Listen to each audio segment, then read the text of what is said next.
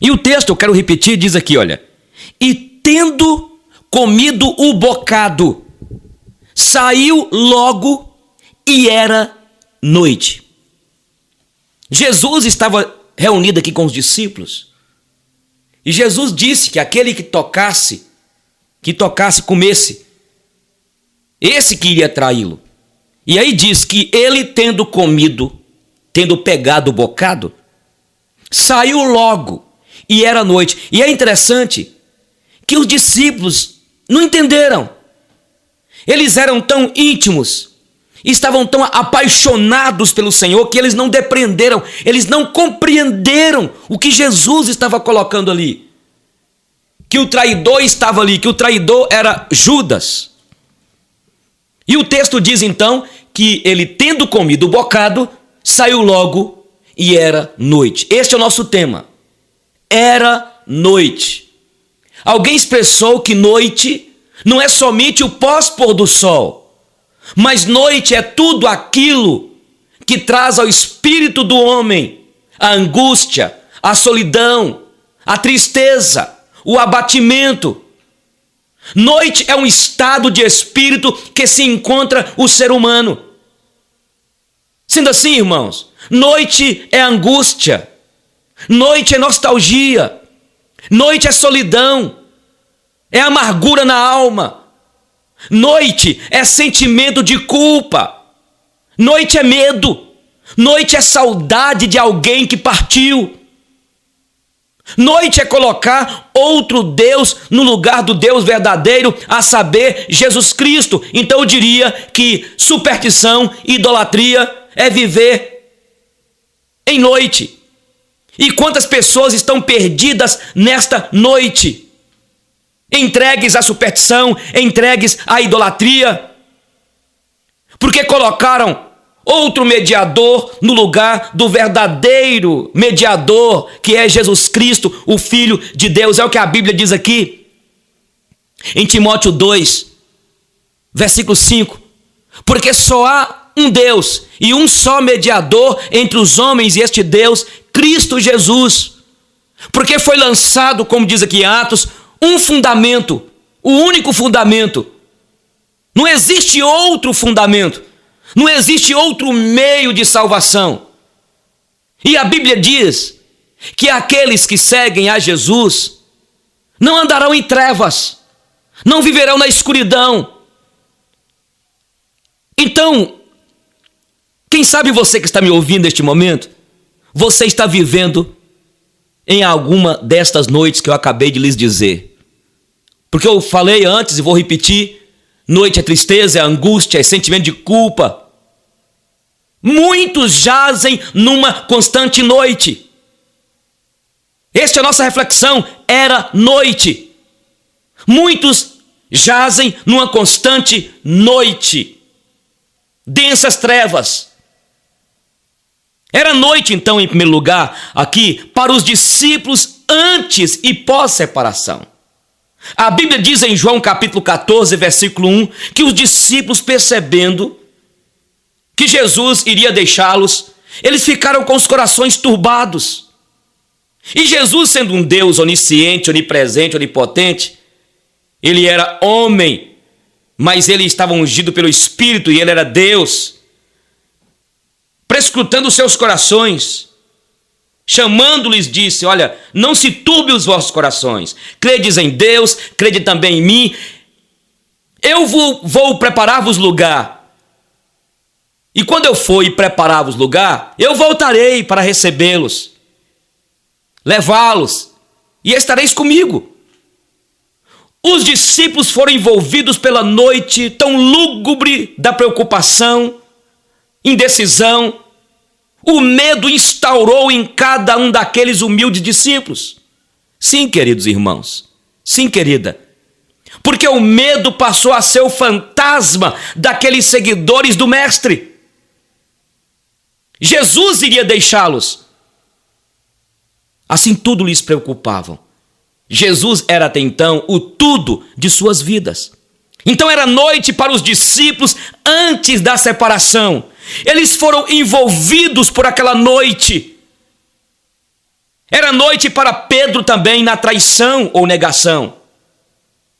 Quando os soldados levaram o mestre para ser interrogado, Pedro ficou no pátio. E enquanto isso, aproximou-se uma criada e lhe perguntou e declarou que este aqui era um deles. Ele tem um sotaque de Galileu, como o Galileu. E ele negou. O galo cantou. E Pedro lembrou que Jesus lhe havia dito que o negaria. Era noite para os discípulos. Eles ficaram perdidos. E, inclusive, eles tiveram de sair e deixaram Jesus só. Eu me lembro do irmão Cássio, que hoje está na Europa, na França. Cássio era praticamente um ateu. E ele é filho daqui de Montes Claros, está na França. E ele nos contou, congregou conosco aqui um ano. Ele veio com a sua esposa, com a sua família para ficar aqui um ano.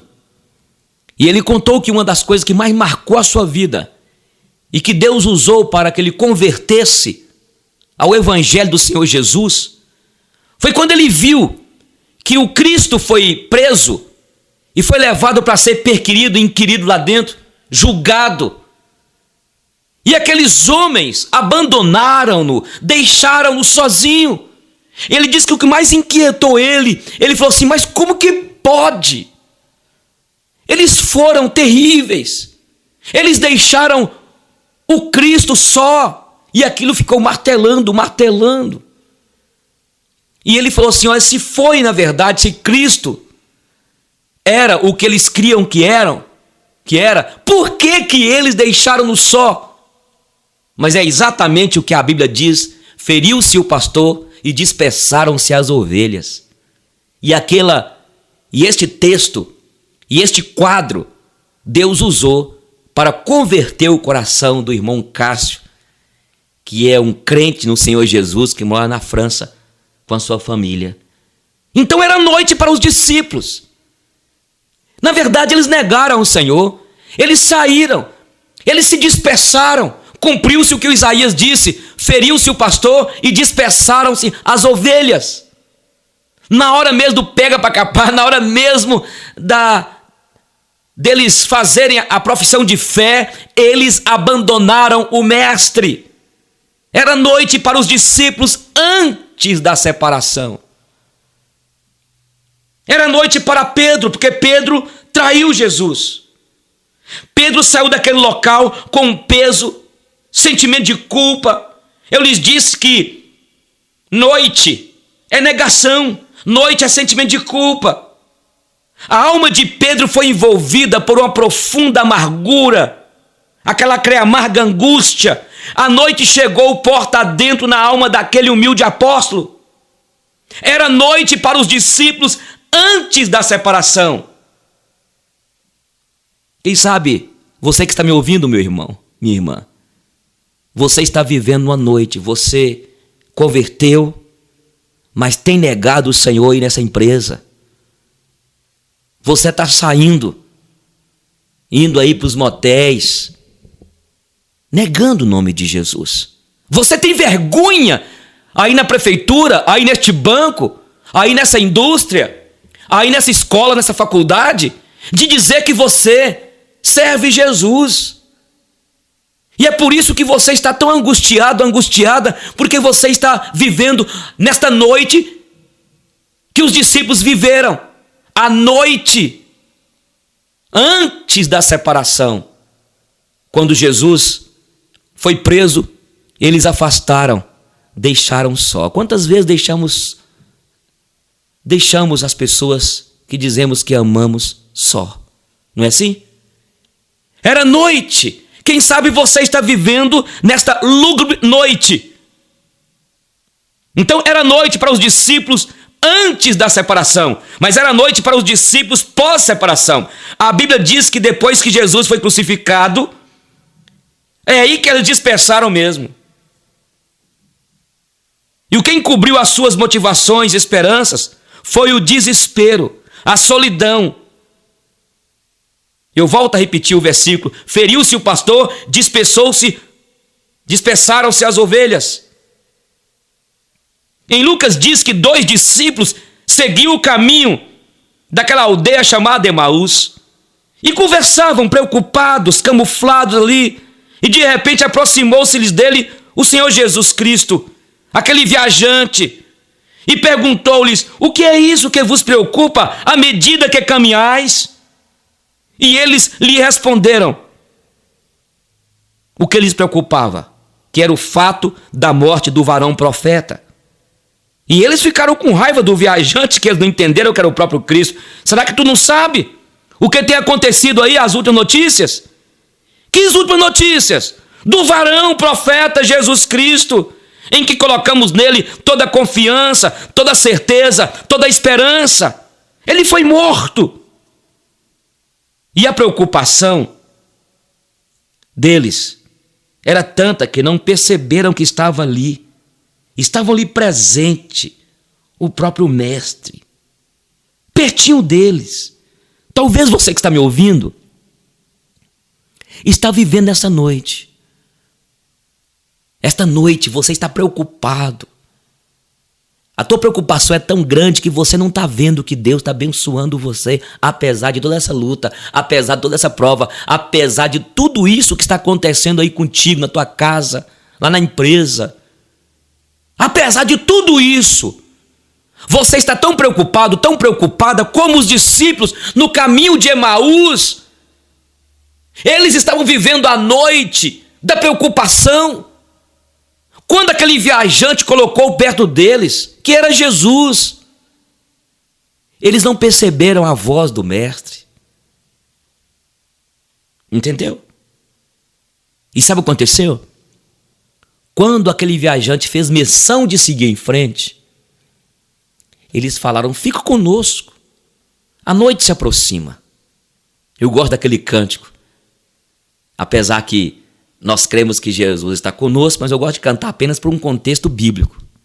Quando diz: fica conosco, nosso amado e bom Jesus, fica conosco pelo seu imenso amor, como os discípulos te pediram no caminho de Emaús. Fica conosco, nosso amado e bom Jesus. É linda essa música, né? Na verdade, ele está conosco, mas eu gosto de cantá-la apenas para refletir a ideia bíblica. Quando eles falaram: fica conosco. Ei, viajante, você conversa legal, você nos ouviu. É interessante que eles começaram a falar, de vez em quando as pessoas têm de ter um ouvido para ouvir. E ali, quando Jesus entrou, aquele viajante que eles não sabiam que era o mestre, e Jesus então dá graças naquela reunião ali e desaparece. E sabe o que eles falam? É o Senhor. Não nos ardia o coração quando ele falava conosco. Glória a Deus. Será que o teu coração está ardendo aí?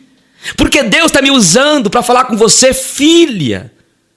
Por que você está tão preocupada? Eu que estou cuidando do teu filho.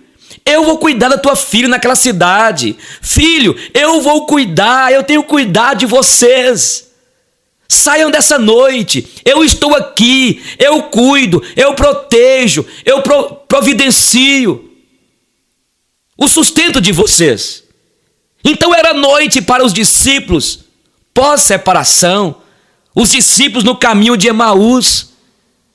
Quem sabe você está vivendo essa noite, e eu quero te convidar agora, para que você entre no dia com o Senhor Jesus, para que você, neste momento, dissipe,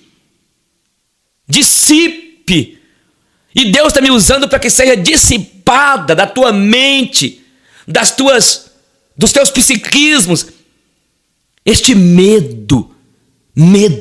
Os discípulos ficaram com medo antes da separação e pós-separação. Esses discípulos aqui no caminho de Emaús se sentiram sozinhos. Mas ali é interessante que eles perceberam que Jesus não os desamparou. Ei, você que está me ouvindo, Talvez você está vivendo esta noite, esta preocupação, esta incerteza. Descanse nele, descanse no viajante de Emaús, naquele viajante que é o mestre, que está conosco. Ele está aí, ele está aqui comigo, ele está aí contigo. Entendeu? Os discípulos amanheciam na noite, entardeciam na noite, e era noite e noite. Aqui diz o versículo: o que é isso que vos preocupa à medida que caminhais? E eles responderam: não sabeis, ou tu não sabes da morte do varão profeta? Então escute, eu quero lhes dizer o seguinte, porque eu falei que introdutoriamente que noite é amargura, é separação, é solidão, é sentimento de culpa. Noite é medo. Noite é insegurança. Noite é um estado de espírito que se encontra o ser humano. Quantas pessoas preocupadas, inseguras, angustiadas. Sim, preocupadas com seus filhos. Pessoas que se sentem inseguras em casa. Pessoas que se sentem, sabe, totalmente inseguras. Mas eu quero dizer para você, saia desta noite. É possível, amigo ouvinte, que você esteja vivendo nesta noite. Noite também. Quantas pessoas que se sentem inseguras em casa, em viagens, inseguras no namoro, inseguras no casamento, estão vivendo a noite dos discípulos. Quantas mulheres estão vivendo a noite dos discípulos, porque os maridos as deixaram? Quem sabe o Senhor fez um negócio e agora está aí angustiado, amargo. Por quê? Porque levou prejuízo. É possível que você tenha discutido com alguém e agora, depois que parou para pensar. Aí você está vivendo aí esse sentimento de culpa. Tu vives na angústia. Porque você fala assim: eu não deveria ter tratado aquela pessoa daquele jeito. Eu não deveria ter feito isso. Você está vivendo nesta noite. Mas também era noite para Judas Iscariotes na traição. Quando Jesus estava orando no Getsêmani, aproximou-se um escolto de soldados. E Judas Iscariotes, Judas beija-o na face, e com o beijo entregou o mestre àquela escolta de soldados. Judas traiu Jesus por apenas 30 moedas de prata. Depois que o Senhor Jesus Cristo foi levado, Judas foi enforcar-se, pois a sua alma foi acometida de um profundo remorso. A sua psique foi, na verdade, ferida. Estava ali um sentimento de culpa. Sim, queridos, era noite para os discípulos, era noite para Judas na traição, noite de Judas. Era tão noite para Judas que até hoje é noite para Judas. Pois Judas, naquela agonia, diz que ele pegou uma corda para se enforcar, caiu, alguns acreditam, no despenhadeiro, suicidou-se. E até hoje é noite para Judas. Pois, segundo os relatos bíblicos, Judas se perdeu, ele foi preparado para a perdição, foi para o inferno. Quantas pessoas estão perdidas? Quantos que estão perdidos nessa noite? Noite de Judas, de sentimento de culpa, porque traíram, matou. Quem sabe você está com esse sentimento de culpa porque cometeu um crime. A Bíblia diz: não matarás. E quantos têm matado, tirado a vida do seu próximo e vivem aí presas dentro de si? O sentimento de culpa os martirizam. Na noite de Judas estão. A Bíblia diz: não matarás, não adulterarás. Quantos que tem aí, sabe, fizeram um pacto com a esposa, casaram, mas traiu, vivem na noite da infidelidade. Isso mesmo. Quem sabe você está vivendo a noite, noite de traição. Noite de traição. Quem sabe a senhora está aí traindo teu marido. indo para um motel com teu chefe. Você está traindo a tua esposa. Você está dentro da comunidade do Senhor. Você está entre o povo comprado pelo sangue. A Bíblia diz que o perverso, que o ímpio, que não permanecerá na tenda, na congregação dos justos. Se você é povo de Deus, arrependa enquanto é tempo.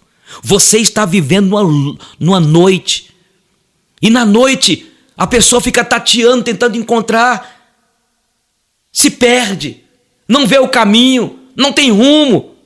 Quem sabe a senhora está vivendo nesta noite, a noite da traição, a noite de Judas Iscariotes. Eu lhes disse que noite é sentimento de culpa. E você está aí presa, perdida, perdido, nesse sentimento de culpa. E Deus está me usando para dizer para você que para que você se arrependa e volte. Você está dentro da igreja traindo a tua esposa. Você está vivendo uma vida promíscua, meu jovem. Você, moça, está vivendo uma vida na fornicação. Deus te chamou para você ser santa. A Bíblia diz em 1 Coríntios 6,19: não sabeis que o vosso corpo é santuário do Espírito Santo de Deus e o Espírito Santo de Deus habita em vós? Não sabeis que o Senhor chamou para a santidade? Não entregue o seu próprio corpo novamente à escravidão, porque o pecado não terá domínio sobre vós. A Bíblia diz que os que estão em Cristo Jesus crucificaram a carne com as suas concupiscências. A Bíblia diz que as coisas velhas se passaram. Então eu estou pregando aqui, refletindo com vocês sobre esse tema. E era noite. Era noite para Judas na traição. Ele traiu o mestre. Você está traindo o teu marido. Você está indo para os motéis. Casamento é algo de Deus. Deus te deu uma esposa abençoada e você está se entregando. Que autoridade você vai ter para aconselhar o teu filho, a tua filha? Que autoridade você vai ter para poder instruir os teus filhos?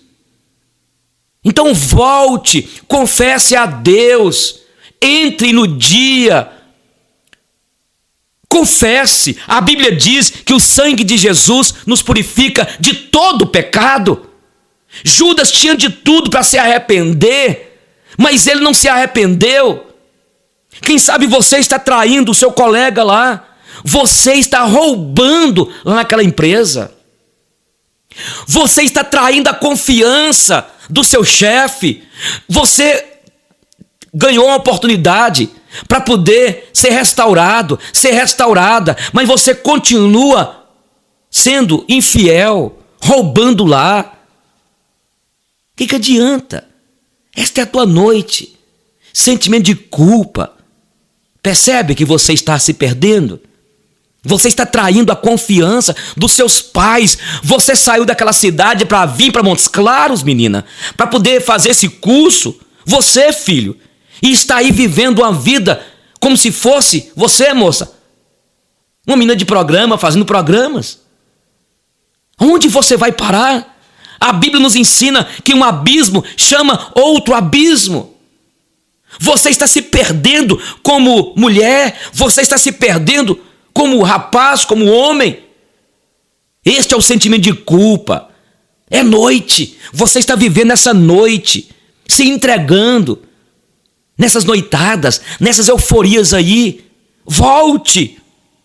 Volte enquanto é tempo. Se arrependa. Há perdão para você. E você é rapaz de Deus. Não faça isso com a tua vida. Não faça isso. E não adianta tentar se esconder. Adão tentou se esconder atrás daquela figueira, quem sabe lá, naquela moita lá. E quando Deus perguntou, por que está se escondendo? Ele estava tentando esconder. E você está tentando se esconder. Você está vivendo de autoexpiação na igreja. Você acha que ninguém sabe, ninguém vê a sua vida de prostituição, as suas falcatruas. Você está dentro da igreja, mas traficando. Você está dentro da igreja, mas roubando. Você está dentro da igreja, mas continua fazendo tudo o que você fazia antes, mentindo, traindo a confiança das pessoas que investiram em você, as pessoas que te amam. Então, em nome de Jesus, Deus está me usando aqui porque Deus te ama, porque Deus tem um projeto para a tua vida. O Senhor Jesus quer restaurar você. Judas não quis. Judas não se arrependeu. Olha Pedro negou o Senhor Jesus, ficou perdido naquela noite escura, naquela noite. Daqui a pouco nós vamos falar. Mas ele se arrependeu. Judas teve remorso. Remorso não traz mudança.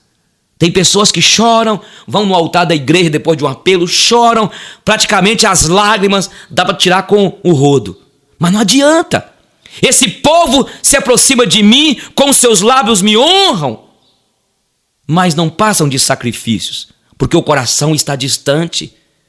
Você está pensando que ninguém vê esta vida que você está vivendo? Mas Deus vê. Os olhos do Senhor estão em toda parte, contemplando os maus e os bons. Ele sonda, Ele te conhece. Ele sabe onde você está andando, onde você tem ido. Você está traindo o seu noivo. Você está traindo o seu noivo. Você acha que depois que você casar, não vai continuar assim? Outra coisa, gente. Outra coisa. As doenças venéreas que estão aí. Você está doente. E cuidado para que você não adoeça.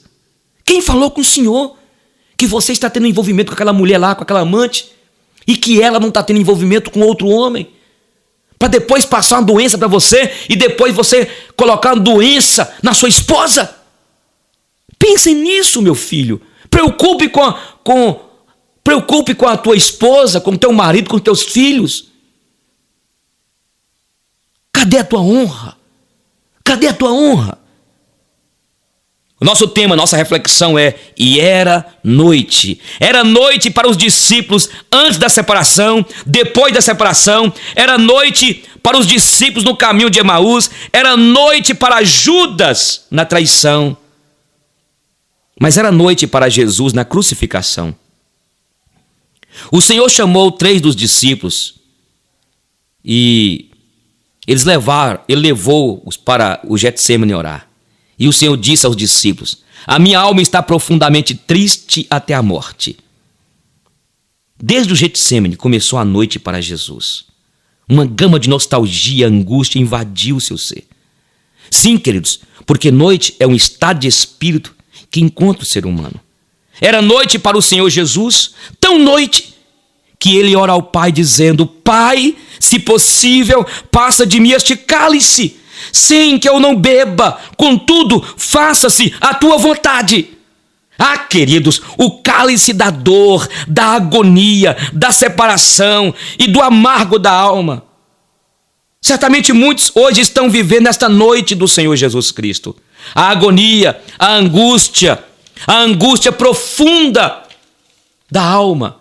Jesus foi levado para ser crucificado e quando levado ou levantado no madeiro, ele grita: Eloi, Eloi, lama sabachthani. Deus meu, por que me desamparaste?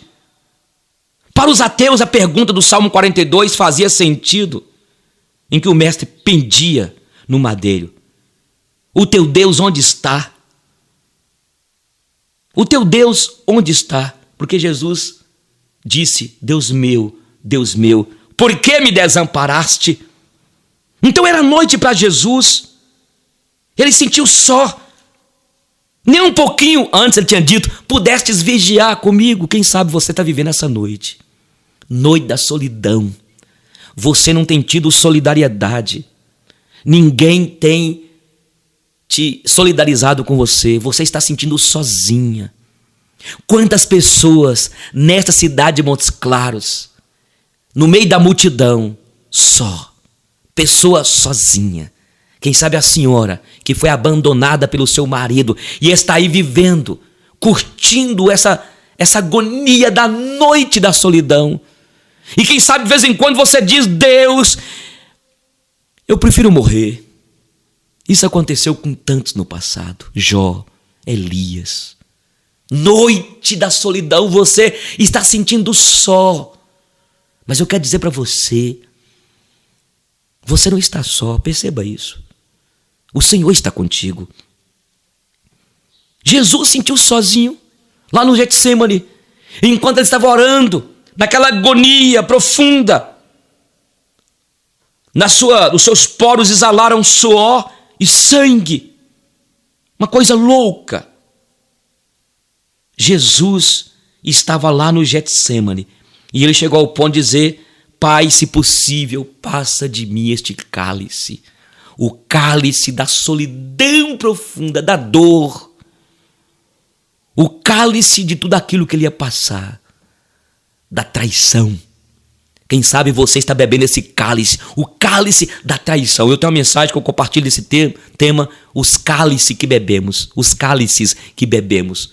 Esse cálice desta agonia, da traição, bebido por Jesus. E ele diz: Senhor, se possível, passa de mim este cálice. Ali estava o nosso Cristo, 100% homem, que se fez gente, que se fez homem, que suou o meu suor, o teu suor, que sentiu a minha dor e a sua dor, que foi agonizado, levando sobre si as minhas agonias e as tuas agonias.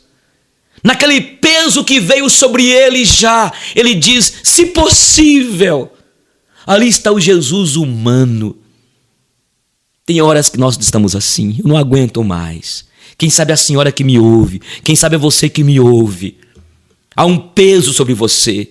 Este sofrimento com o seu filho enfiado nas drogas, a tua filha envolvida na prostituição, o seu filho envolvido no tráfico, o teu filho envolvido em assaltos, que você tem sabido. O que eu faço, Deus? Eu não aguento mais. Entrega ao Senhor.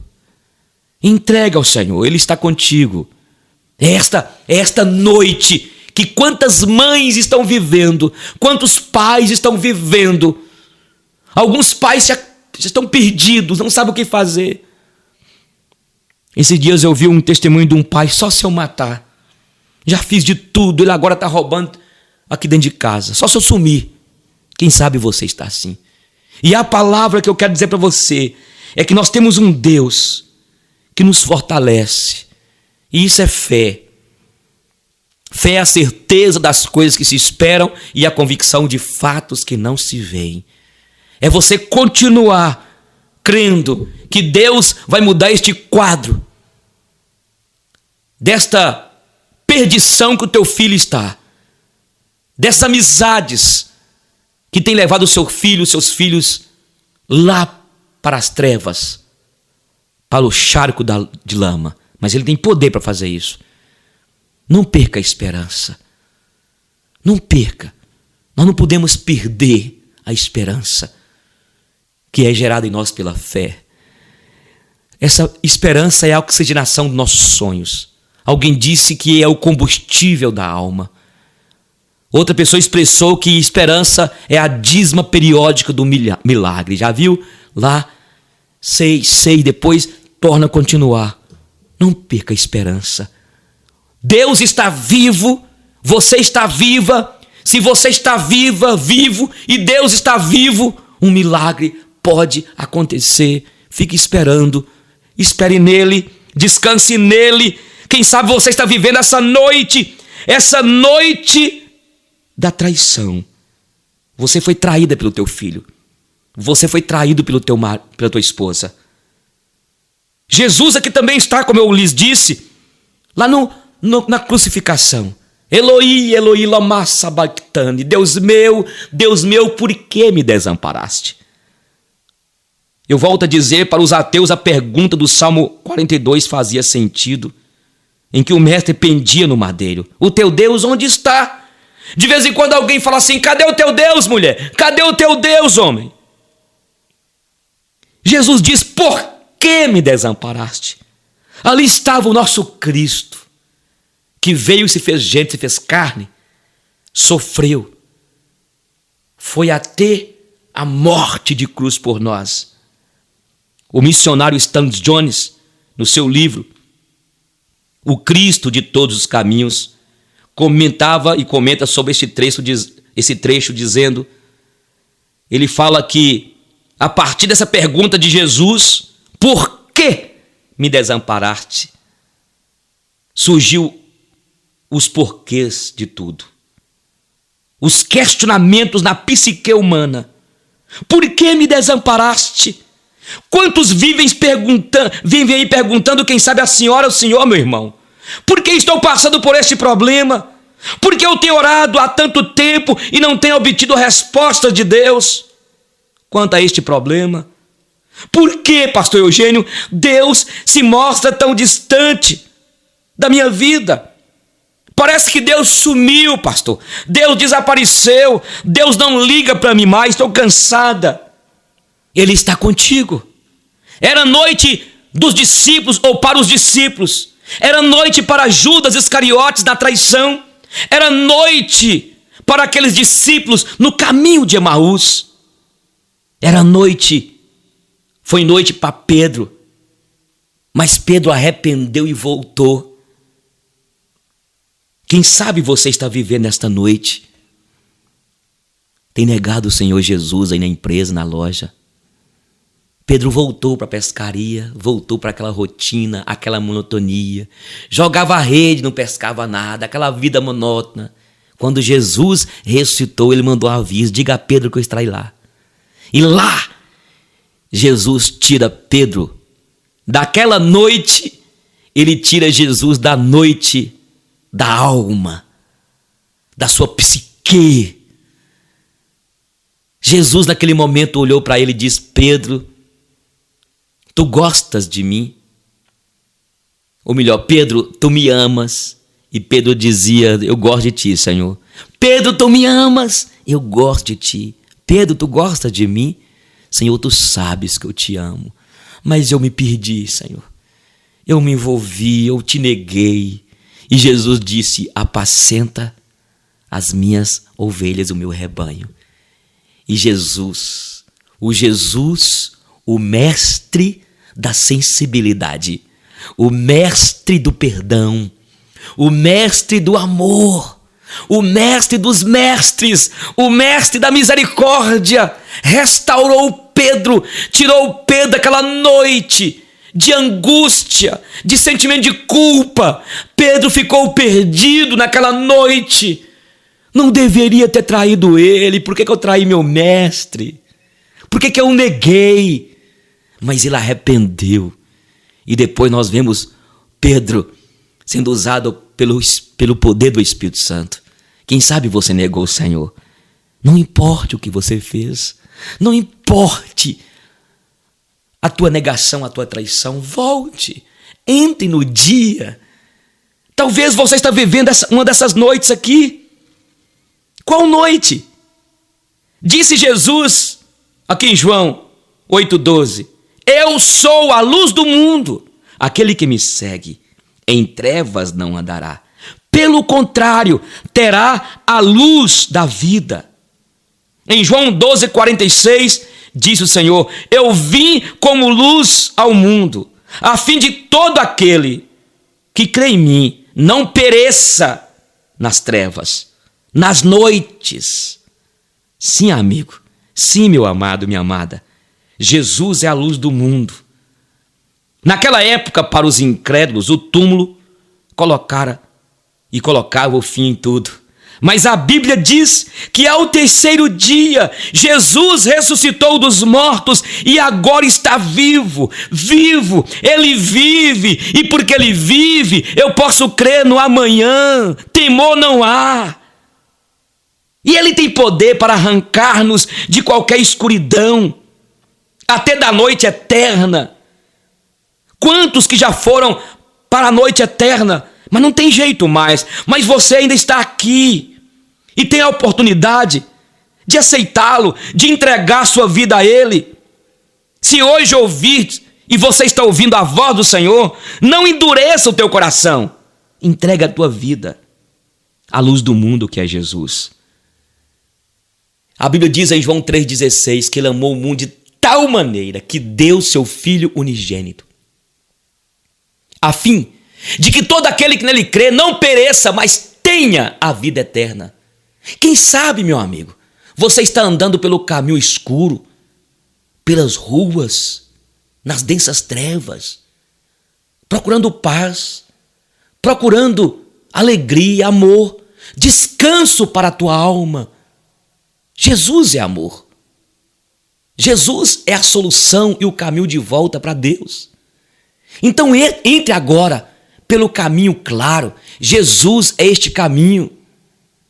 A Bíblia diz aqui o salmista dizendo: porque a vereda dos justos é como a luz da aurora, brilhando mais e mais, até ser dia perfeito.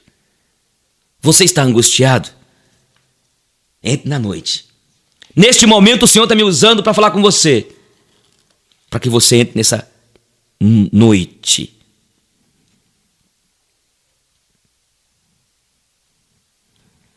Neste momento o Senhor te convida para você entrar no dia, sair da noite. E em Cristo raiará o dia, amanhecerá dia, e anoitecerá dia, e será eternidade adentro, em dia, como a luz da aurora, brilhando, brilhando, brilhando, até ser dia perfeito em Cristo. Em nome de Jesus, deixa a luz do céu entrar. Deixa o sol em ti nascer. Abra o coração e deixa Cristo entrar. E o sol em ti nascer.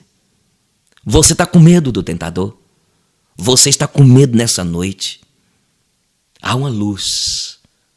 O povo que vivia nas regiões das trevas viram uma grande luz. Aqueles que viviam perdidos. Eu vivia assim. Mas eu hoje vivo no dia, porque Jesus é luz. Há um novo dia. Há um novo dia. A águia é usada como símbolo dos que confiam em Deus. Este brilho é intenso e intensamente desde a sua origem. As águias podem levar um ano para voar sozinhas. Pessoas verdadeiras são como águias. Podem levar tempo para amadurecer.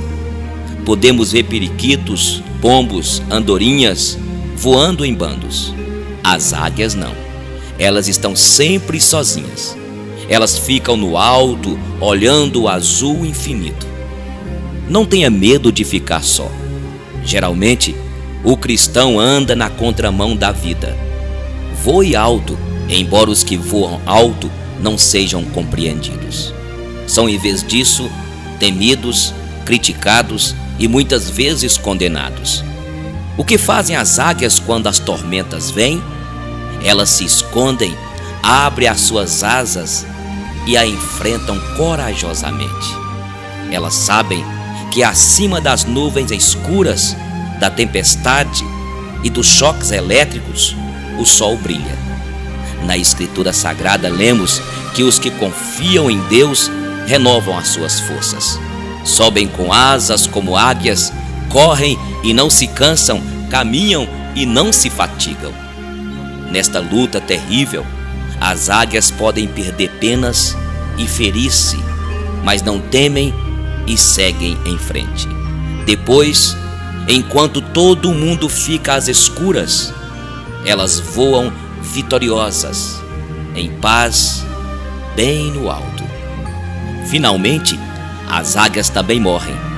Mas eu pergunto, alguma vez você achou os restos mortais de uma águia? Nunca. Sabe por quê? Porque quando sentem que chegou a hora de partir, elas não se lamentam, não ficam com medo e voam tão alto o quanto podem. As águias procuram com os olhos o pico mais elevado, retiram as últimas forças de seu corpo cansado e voam aos picos inatingíveis. Lá esperam resignadamente o momento final. Até para morrer, as águias são extraordinárias. Talvez foi por isso que o profeta Isaías comparou os que confiam em Deus com as águias. Quem sabe você não tenha hoje, diante de si, um dia cheio de desafios. Alguns deles podem parecer impossíveis, mas lembre-se de descansar na paz do nosso Deus. E depois partir para a luta como quem vai para uma festa, sabendo que além da tormenta, o sol estará lá, brilhando.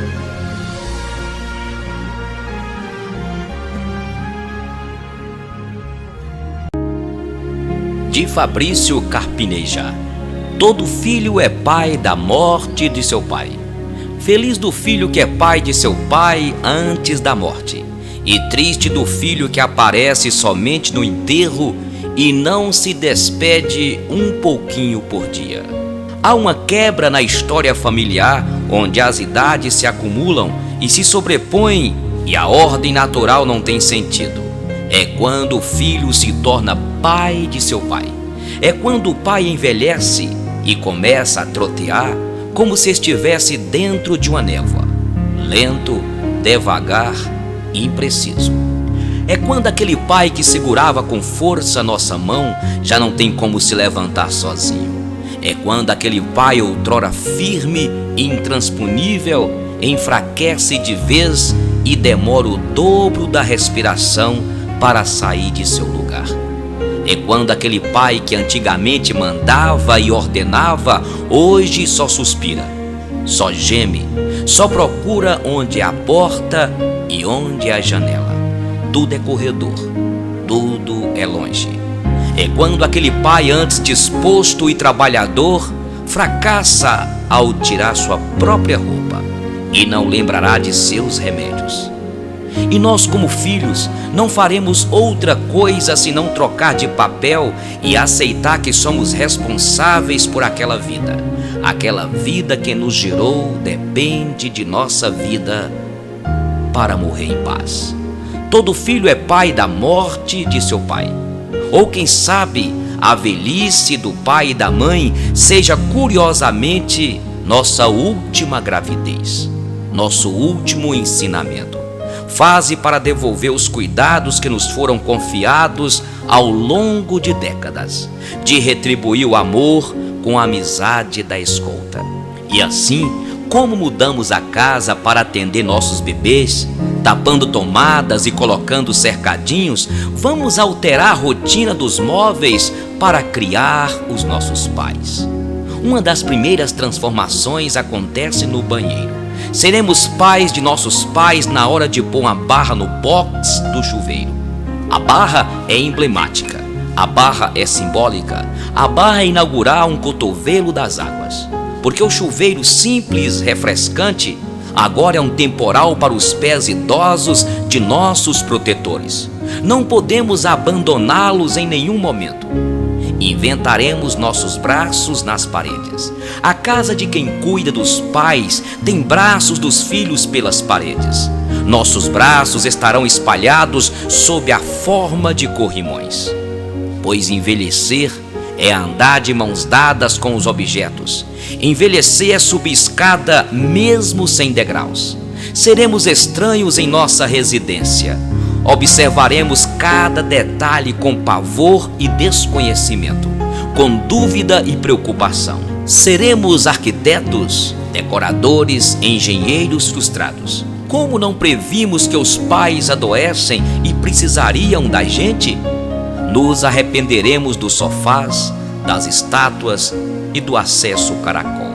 Nos arrependeremos de cada obstáculo e tapete. E feliz do filho que é pai de seu pai antes da morte, e triste do filho que aparece somente no enterro e não se despede um pouco por dia. Meu amigo José Klein acompanhou o pai até seus derradeiros minutos. No hospital, a enfermeira fazia a manobra da cama para a maca, buscando repor os lençóis, quando Zé gritou de sua cadeira: "Deixa que eu ajudo." Reuniu suas forças e pegou pela primeira vez seu pai no colo. Colocou o rosto de seu pai contra seu peito. Ajeitou em seus ombros o pai consumido pelo câncer, pequeno, enrugado, frágil, tremendo. Ficou segurando um bom tempo, um tempo equivalente à sua infância, um tempo equivalente à sua adolescência, um bom tempo, um tempo interminável. Embalou o pai de um lado para o outro, aninhou o pai, acalmou o pai e apenas dizia sussurrado: estou aqui, pai.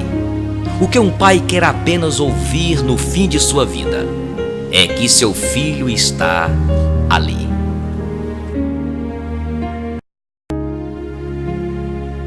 Quando me tornei invisível. Já não sei em que datas estamos. Nesta casa não há folhinhas e na minha memória tudo está revolto. As coisas antigas foram desaparecendo e eu também fui apagando sem que ninguém se desse conta. Quando a família cresceu, trocaram-me de quarto. Depois passaram-me para outro menor ainda, acompanhada das minhas netas. Agora ocupo o anexo, no quintal de trás. Prometeram-me mudar o vidro partido da janela, mas esqueceram-se. E nas noites que por ali sopra um ventinho gelado, aumenta mais e mais as minhas dores reumáticas. Um dia à tarde, dei conta que a minha voz desapareceu. Quando falo, os meus filhos e netos não me respondem. Conversam sem olhar para mim, como se eu não estivesse com eles. Às vezes digo algo, acreditando que apreciarão os meus conselhos, mas não me olham, nem me respondem. Então retiro-me para o meu canto, antes de terminar a caneca de café. Faço isso para que compreendam que estou triste e para que me venham procurar e me peçam perdão. Mas ninguém vem. No dia seguinte disse-lhes: quando eu morrer, então sim, vocês irão sentir a minha falta. E meu neto perguntou: estás viva, avó? Rindo. Estive 3 dias a chorar no meu quarto, até que, numa certa manhã, um dos netos entrou para guardar umas coisas velhas. Nem bom dia me deu. Foi então que me convenci de que sou invisível. Uma vez os netos vieram dizer-me que iríamos passear ao campo. Fiquei muito feliz. Fazia tanto tempo que não saía. Fui a primeira a levantar, quis arrumar as coisas com calma. Afinal, nós velhos somos mais lentos. Assim arranjei-me a tempo de não atrasá-los.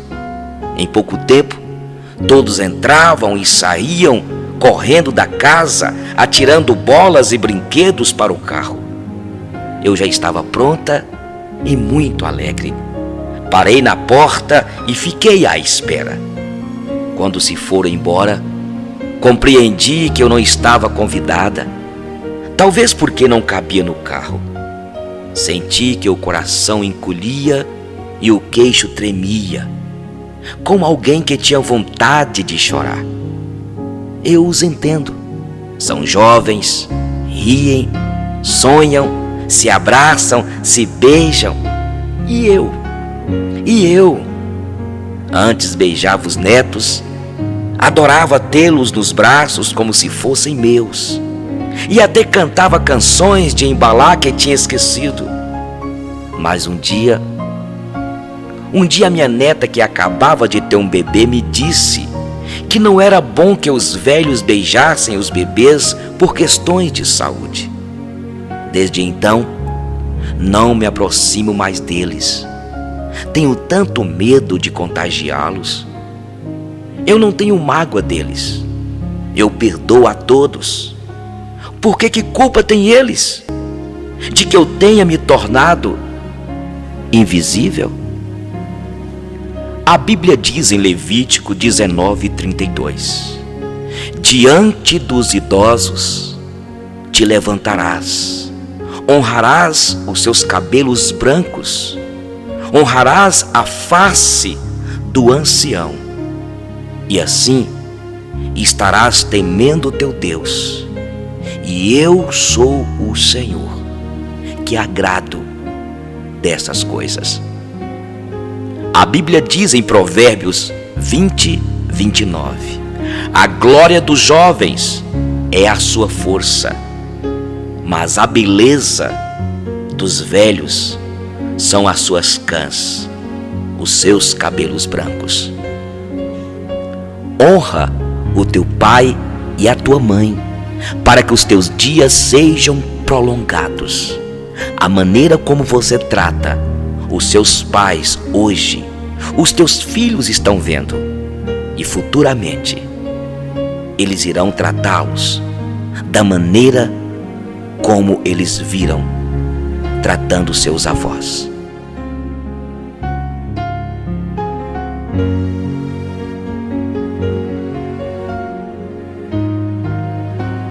Mentes grandes discutem ideias.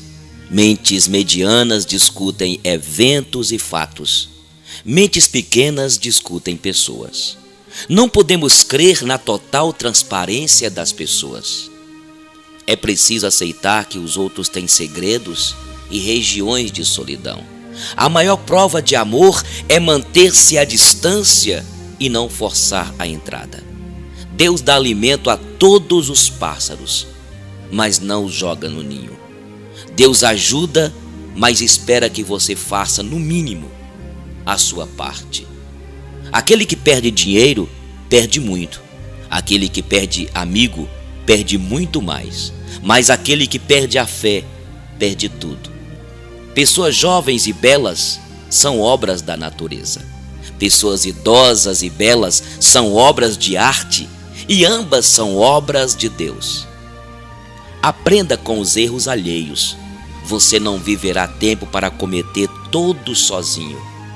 A língua pesa praticamente nada, mas poucas pessoas conseguem segurá-la. Amigo, eu e você trouxe outro amigo e já formamos um time. Este time não tem começo e nem fim. O diferencial da vida é viver com amor e buscar diariamente o verdadeiro sentido de viver, ser feliz e estar com Deus. Não espere ser feliz para viver. Não espere ser amado para amar. Não espere ficar sozinho para reconhecer o valor de um amigo. Não espere ficar de luto para reconhecer quem hoje é importante na sua vida. Não espere o seu melhor emprego para começar a trabalhar. Não espere a queda para lembrar-se do conselho. Não espere. Não espere a enfermidade para reconhecer o quão frágil é a vida. Nem espere encontrar a pessoa perfeita para então se apaixonar. Não espere a mágoa para pedir perdão. Não espere a separação para pedir a reconciliação. Não espere a dor para acreditar na oração. Não espere elogios para acreditar em si mesmo. Não espere. Não espere o tempo para servir. Não espere que o outro tome a iniciativa se você foi o culpado. Não espere ouvir "eu te amo" para ouvir "eu também". Não espere ter dinheiro aos montes para então contribuir. Não espere o dia da sua morte para então amar a vida. Então, o que você está esperando?